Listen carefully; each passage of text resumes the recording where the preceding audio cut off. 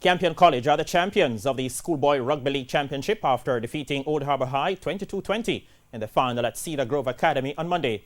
Isaac Dunkley led the way for Campion with 3 tries as they sealed their first ever title in the sport. It was the second straight final that Old Harbour was losing.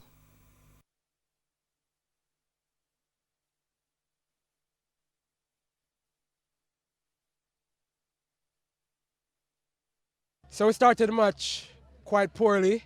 We weren't following our game plan. We're a very strong team and we're a very skilled team, but we didn't display any of that at the beginning of the match. However, as the match gradually progressed, we got into our stride. We started making our plays, our 5 balls, our 2 balls, 4 balls, 3 balls.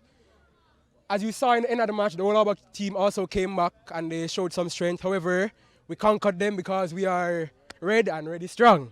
I think the game slipped from us when we started to tackle more than attacking.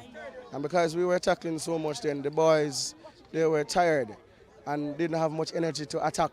So of course we should have at least continued the attack that we were pursuing in the first half, you know.